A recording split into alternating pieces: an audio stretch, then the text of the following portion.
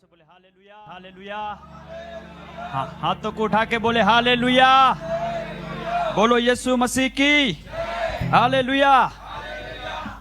क्या ही अद्भुत ये वचन मेरे प्रियो परमेश्वर का, जो भजन संहिता 24 में कहता है, पृथ्वी और जो कुछ भी उसमें है वो यहोवा ही का है, और जगत और उसमें निवास करने वाले भी। हालेलुया।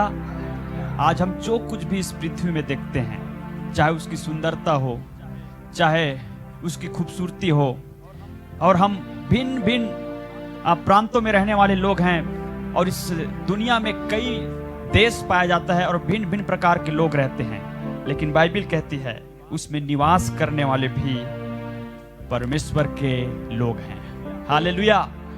जोर से बोले हालेलुया।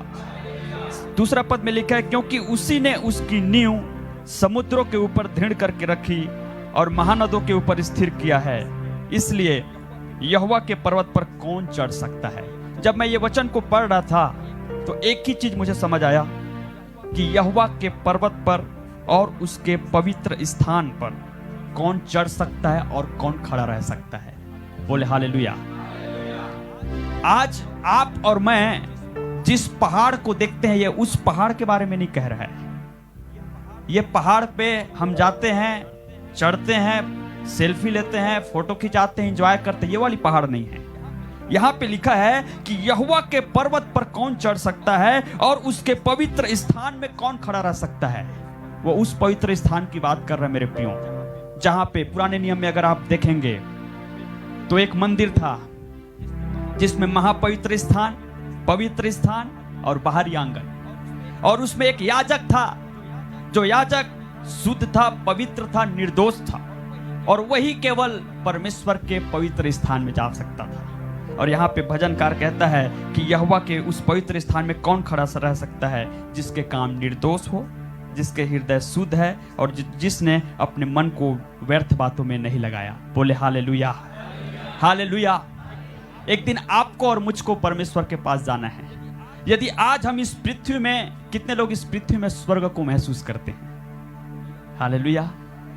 आपको थोड़ा सीक्रेट बात बताऊं तो इस पृथ्वी में भी हम स्वर्ग को महसूस कर सकते हैं प्रार्थना में। जब हम प्रार्थना में जाते हैं तो हम महसूस करते हैं कि परमेश्वर हमारे सामने खड़ा है, लेकिन हम परमेश्वर के सामने, हम परमेश्वर को तब तक नहीं निहार पाते मेरे प्रियो, जब तक हम निर्दोष या फिर हमारा काम सही नहीं है। तो इस वचन से मैं आप सबको और अपने आप को यह उत्साहित करना चाहता हूं कि जब हमने सच्चाई को जान गया है तो हम उसी सच्चाई में चलते रहें। बाइबल कहती है नए नियम में, यदि तू अंत तक धीरज धरे रहेगा तभी तेरा उद्धार होगा। मैं आपको बताना चाहता हूं, जिस दिन हमने विश्वास किया हमारा आत्मा का उद्धार हो चुका है, लेकिन हमारा प्राण का बाकी है। बाइबल कहती है कि तू दिन दिन करके, अंश अंश करके बदलता जाएगा। हालेलुया।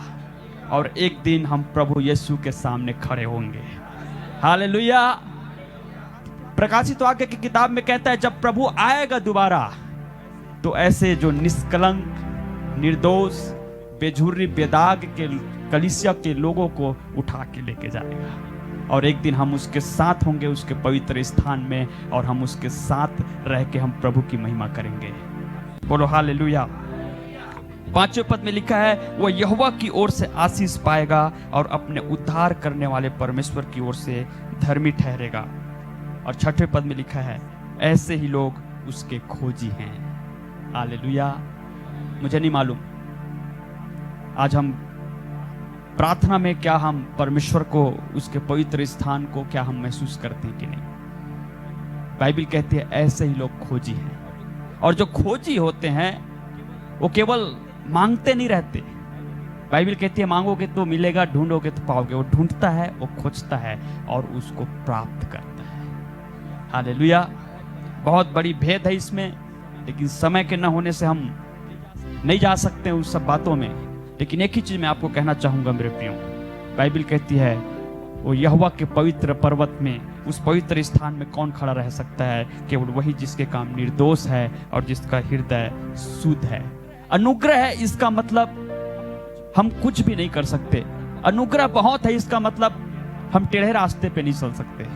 हमको निर्दोष होना है, हमें अपने शुद्धता में और पवित्रता में जीवन बिताना है। सो मैं आपको यही कहूँगा कि ये परमेश्वर में आप चलें, उसके पवित्र स्थान का अनुभव करें और शुद्धता और पवित्रता में जीवन बिताएं। परमेश्वर इस वचन से आप सबको